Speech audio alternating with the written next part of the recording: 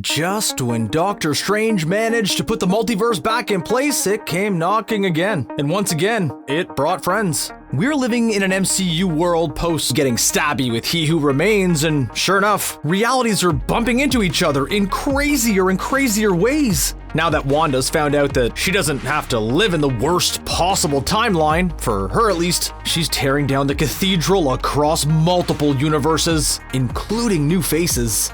Apparently, the collective will of the internet has found a genie and is making it give them wishes as, once again, their fondest wish has come true. John Krasinski, who first auditioned to play Steve Rogers in the MCU, has now appeared in perhaps the MCU's most fan-casted role. Good to be back. As Reed Richards, aka Mr. Fantastic, the world's smartest man. When Richards was introduced, however, Doctor Strange dropped a bombshell that was almost drowned out. Reed Richards has always been in the MCU, at least since the 60s, which is when Doctor Strange knows Reed and the Fantastic Four.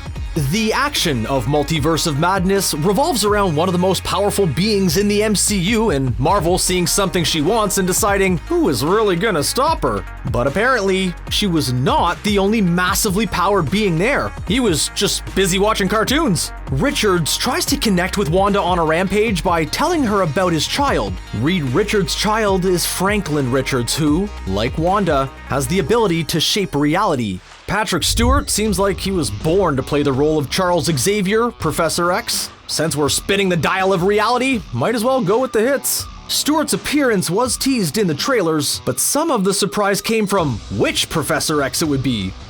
I don't know. If the yellow trailer in the final promo didn't give it away, the iconic guitar riff from the 1992 X-Men animated series drove it home. That series is getting an extension series on Disney Plus in the near future.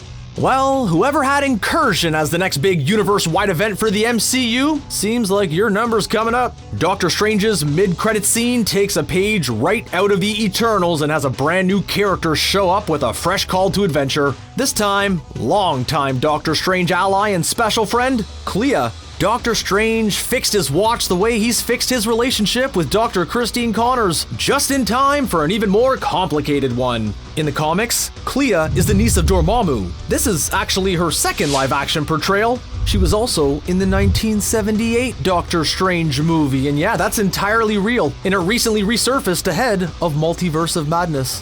The deepest dive into the multiverse came from the series What If that, among other things, posited what if Sharon Carter got the super soldier serum? The Captain Carter in that one ended up being recruited to stop an infinity-powered Ultron across the multiverse. While we initially thought that's the one that we'd get, it seems it was just another version of Captain Carter with jetpacks.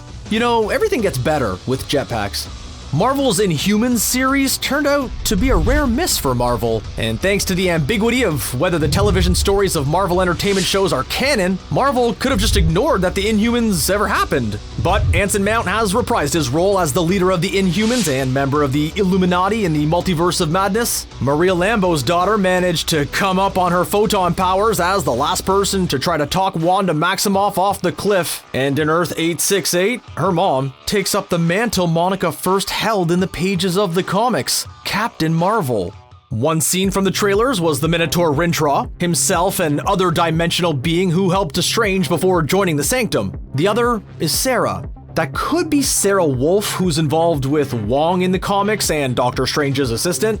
The one-eyed, tentacled star creature who made a handful of appearances in What If appeared again, this time playing fetch for Wanda Maximoff. Wong and Strange were able to notice witch magic controlling the beast. The creature looks like both Gargantos, a giant sea creature, and the powerful ancient one Shumagorath. It was classified as a demon in the movie. Just like in the Avengers Disassembled storyline, Wanda is now ripping apart reality in order to make her made-up kids into real boys. Only this time, she's just going to move into a universe where they are. Nothing to address Vision or how if a synthezoid was able to father children, but it is a vast multiverse with an alligator Loki, so anything goes. It's not a Sam Raimi movie unless it has longtime collaborator Bruce Campbell in it somewhere. For Spider-Man, he was the unscrupulous wrestling promoter. For Multiverse of Madness, he was the aggressive pizza ball vendor who spent 3 days hitting himself only to deliver the punchiest post-credits scene to date.